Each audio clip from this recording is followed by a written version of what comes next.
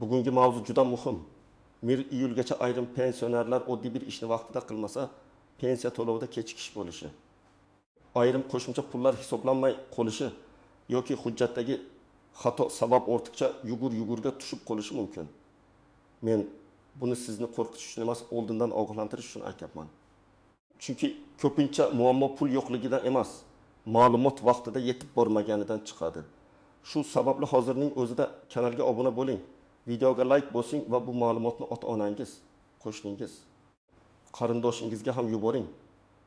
Bu gaplar har bir pensionerga, ayniqsa pensiyani karta orqali oladigan, yashash joyi o'zgargan, hujjatlarda farq bor yoki qo'shimcha nafaqa olish huquqi bo'lgan insonlarga aloqador. Avval qanday edi?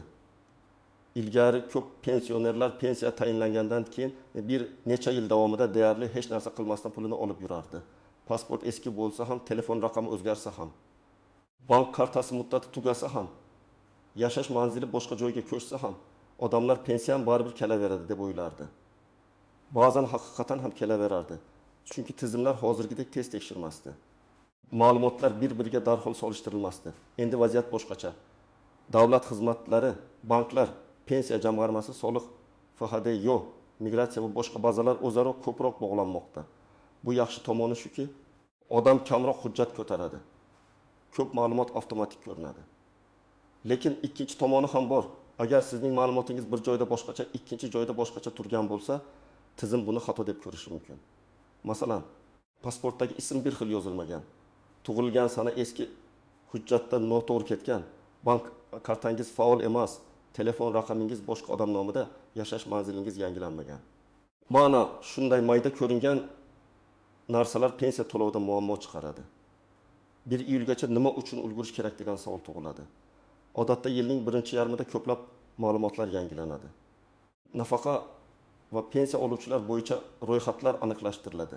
Bank kartalari, shaxsiy ma'lumotlar, yashash manzillari, qo'shimcha to'lovlarga asos bo'ladigan hujjatlar tekshiriladi. Men pensionerlarga doim shuni aytaman. Muammo chiqqandan keyin eshikma-eshik yurishdan ko'ra 1 iyulgacha o'z ma'lumotlaringizni tartibga keltirib qo'yish ancha oson. Birinchi navbatda pensiyasini bank kartasi orqali oladiganlar ehtiyot bo'lishi kerak. Karta muddati tugagan bo'lsa, karta bloklangan bo'lsa, bankdagi hisob raqami yopilgan bo'lsa yoki karta boshqa bankka almashtirilgan bo'lsa, pul kelishi kechikishi mumkin. Masalan, pensioner oyga 20 million 200 ming so'm pensiya oladi deylik. Karta muddati iyun oyida tugagan, lekin odam buni sezmagan. Iyulda pul tushmaydi. U darrov pensiyamni kesib tashlashdi deb xavotirga tushadi. Aslida pensiya bekor bo'lmagan, faqat bank hisobida muammo bo'lgan. Lekin shu muammoni hal qilish uchun bankka borish, yangi karta ochish, pensiya organiga ma'lumot yetkazish kerak bo'ladi. Agar buni oldindan qilsa, pul vaqtida tushadi. Ikkinchi toifa hujjatlari yangilangan, lekin pensiya organiga ma'lum qilmagan pensionerlar. Masalan, ID karta olgansiz, eski pasportingiz almashtirilgan, familiyangiz o'zgargan, nikoh yoki ajrim sabab hujjatda o'zgarish bo'lgan. Siz hammasi bazada ko'rinadi-ku deb o'ylashingiz mumkin. Ha, ko'p holatda ko'rinadi, lekin men amaliyotda shuni ko'p ko'rganman. Bitta ma'lumot avtomatik o'tadi. Ikkinchisi kechikadi, uchinchisi noto'g'ri bog'lanadi. Shuning uchun pensiya oluvchi o'zining asosiy ma'lumotlari to'g'ri turganini tekshirtirib qo'yishi shart. Uchinchi toifa yolg'iz yashaydigan, nogironligi bo'lgan yoki qo'shimcha to'lov olish huquqiga ega pensionerlar. Ayrim pensionerlar faqat asosiy pensiya emas, balki parvarish puli, kompensatsiya, kommunal yordam, ijtimoiy nafaqa yoki boshqa qo'shimcha to'lovlarga ham huquqli bo'lishi mumkin. Lekin bunday to'lovlarning aksariyati hujjatga bog'liq. Masalan, pensioner 1 million 500 ming so'm pensiya oladi. U yolg'iz yashaydi. Farzandlari boshqa viloyatda, sog'lig'i sabab doimiy yordamga muhtoj. Agar u mahalla yoki ijtimoiy xizmat organlariga murojaat qilmasa, qo'shimcha yordam masalasi umuman ko'rib chiqilmasligi mumkin. Odam menga hech kim aytmadi deydi. Tizim esa murojaat bo'lmagan deydi. Shuning uchun 1 iyulgacha huquqingiz bor yoki yo'qligini aniqlatish juda muhim. 4-toifa ishlayotgan pensionerlar. Ishlayotgan pensionerlar uchun ham ma'lumotlar aniqligi muhim. Ish beruvchi sizni rasmiy ishga olganmi? Mehnat shartnomasi to'g'ri kiritilganmi? Soliq bazasida daromadingiz ko'rinyaptimi? Bular ayrim holatlarda pensiya qayta hisoblanishida ahamiyatli bo'lishi mumkin. Masalan, odam pensiyaga chiqqanidan keyin yana 2 yil ishladi. U ish stajim oshdi, pensiyam ham oshishi kerak deb o'ylaydi. Lekin agar ish beruvchi badallarni to'g'ri ko'rsatmagan bo'lsa yoki mehnat faoliyati bazaga to'liq tushmagan bo'lsa, qayta hisoblashda muammo paydo bo'ladi. Demak, ishlayotgan pensioner ham mening ish ma'lumotlarim ko'rinayaptimi deb tekshirtirish kerak. 5-toifa boshqa hududga ko'chganlar. Masalan, pensioner Samarqanddan Toshkentga farzandiga kelib yashayapti. Ro'yxatda hali eski manzil turibdi. Pensiya kartaga tushayotgani uchun u bunga e'tibor bermaydi. Lekin biror tekshiruv, qo'shimcha yordam, ijtimoiy xizmat yoki mahalla orqali beriladigan yordam kerak bo'lsa, manzil muhim bo'lib qoladi. Eski mahalla bu odam bizda yashamaydi deydi. Yangi mahalla esa ro'yxatda bizda emas deydi. Natijada odam o'z haqqini olish uchun ortiqcha vaqt sarflaydi. Shu sababli yashash joyingiz o'zgargan bo'lsa, buni rasmiy tartibda aniqlashtirib qo'ying. Birinchi misolni olaylik. Onaxon 38 yoshda oyiga 1.100.000 so'm pensiya oladi. Bank kartasining muddati 30 yilda tugaydi. U buni bilmaydi. Chunki kartadagi yozuviga e'tibor bermagan. Iyul oyida pensiya tushmaydi. Onaxon bankka boradi, navbat kutadi, yangi karta ochadi, keyin pensiya organi bilan bog'lanadi. Pul keyinroq keladi. Lekin shu orada dori olish kerak. Kommunal to'lov bor, oziq-ovqat kerak. Agar iyun oyi ichida bankka borib kartani almashtirganda bir kunlik ish bilan muammo hal bo'lardi. Ikkinchi misol. Otaxon 72 yoshda. Eski pasportini ID kartaga almashtirgan. Lekin pensiya hujjatlarida eski pasport seriyasi turib qolgan. Bankdagi ma'lumot yangi, pensiya bazasidagi ma'lumot eski. Pul har doim ham to'xtab qolmaydi. Lekin keyingi tekshiruvda mos kelmaslik chiqishi mumkin. Bunday vaziyatda odamdan hujjat talab qilinadi. Agar u oldindan davlat xizmatlari markazi yoki pensiya bo'limi orqali ma'lumotlarini tekshirtirsa xavotir bo'lmaydi. Uchinchi misol. Bir ayol 63 yoshda, eri vafot etgan. U o'z pensiyasini olyapti, lekin boquvchisini yo'qotganlik yoki boshqa asoslar bo'yicha qo'shimcha huquqi bor yo'qligini bilmaydi. Har bir holat alohida tekshiriladi. Hamma avtomatik oladi deb bo'lmaydi. Lekin hujjatlarni ko'rsatmasa, nikoh guvohnomasi, vafot guvohnomasi, mehnat staji haqidagi ma'lumotlar tartibga keltirilmasa, u o'ziga tegishli bo'lishi mumkin bo'lgan summani vaqtida ololmasligi ehtimoli bor. 4-misol. Pensioner otaxon pensiyaga chiqqandan keyin qorovul bo'lib ishlagan. Oyiga 1.800.000 so'm ish haqi olgan. Ish beruvchi esa uni to'liq rasmiylashtirmagan. Otaxon 2 yildan keyin pensiyani qayta hisoblatmoqchi bo'ladi.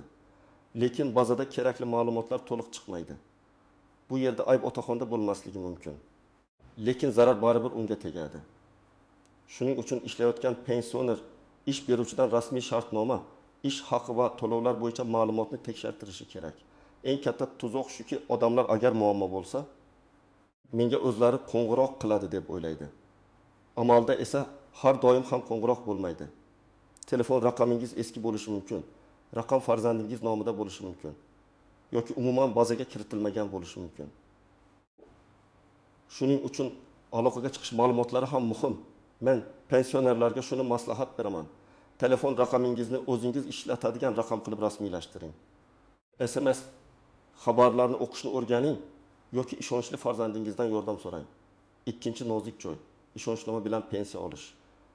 Ba'zi pensionerlarning pensiyasini farzandi yoki qarindoshi olib beradi. Bu qonuniy tartibda rasmiylashtirilgan bo'lsa, muammo yo'q. Lekin ishonchnoma muddati tugagan bo'lsa, hujjat noto'g'ri tuzilgan bo'lsa yoki pensionerning holati bo'yicha qo'shimcha tasdiq kerak bo'lsa, to'lovda kechikish bo'lishi mumkin. Ayniqsa pensioner yotib qolgan, o'zi bankka yoki idoraga bora olmaydigan holatlarda hujjatlarni oldindan tayyorlab qo'yish kerak. 3-nozik joy, ortiqcha to'langan pul. Ayrimlar davlat pul berdi, demak meniki deb o'ylaydi. Lekin agar hujjatdagi xato sabab sizga ortiqcha pul to'langan bo'lsa, keyin uni qaytarish talabi qo'yilishi mumkin. Masalan, bir qo'shimcha to'lovga huquq tugagan. Lekin ma'lumot vaqtida yangilanmagan. Bir necha oy davomida 200.000 so'mdan ortiqcha tushgan. Keyin umumiy summa 20 million yoki 20.500.000 so'm bo'lib qoladi. Bu pulni qaytarish pensioner uchun og'ir bo'ladi. Shuning uchun faqat pul tushyaptimi, tushmayaptimi deb emas, nima uchun tushyapti, qaysi asosda tushyapti deb ham qiziqish kerak. 4-nozik joy, firibgarlar. Ayni iyul pensiya karta hujjat degan gaplar chiqqanda firibgarlar ham faollashadi. Ular telefon qilib pensiyangiz to'xtaydi, kodni ayting, kartangizni yangilaymiz, SMS raqamni ayting. Yordam puli chiqarib beramiz, oldindan pul o'tkazing deyishi mumkin. Men qat'iy aytaman, hech kimga bank kartangiz raqamini, SMS kodini, PIN kodini, ilova parolini aytmang. Haqiqiy davlat organi sizdan SMS kod so'ramaydi. Agar shubha bo'lsa, telefonni qo'ying va rasmiy raqamga o'zingiz qo'ng'iroq qiling yoki eng yaqin davlat xizmatlari markazi, bank yoki pensiya bo'limiga boring. 5-nozik joy hujjatlardagi mayda xatolar. Ismda bitta harf farqi, familiyada apostrof yoki tira farqi, tug'ilgan sanada bitta raqam xatosi, otasining ismi turlicha yozilishi kelajakda muammo chiqarishi mumkin. Masalan, mehnat daftarchasida Abdullayev, pasportda Abdullayev, eski diplomda esa Abdullayev yozilgan. Bu oddiy ko'rinadi, lekin stajni tasdiqlashda savol tug'ilishi mumkin. Bunday holatda arxiv ma'lumotnomasi, sud orqali faktni tasdiqlash yoki idoraviy tuzatish talab qilinishi ehtimoli bor. Buni pensiya tayinlangandan keyin emas, imkon qadar oldin tekshirtirish kerak.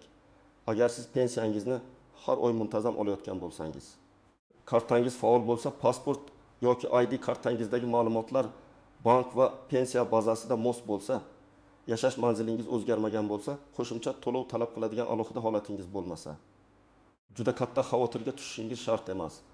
Lekin bu umuman hech narsa qilmang degani emas. Hech bo'lmasa bir marta kartangiz muddati, telefon raqamingiz, hujjatlaringiz va pensiya miqdori bo'yicha ma'lumotni tekshirtirib qo'ying. Bu tibbiy ko'rikka o'xshaydi.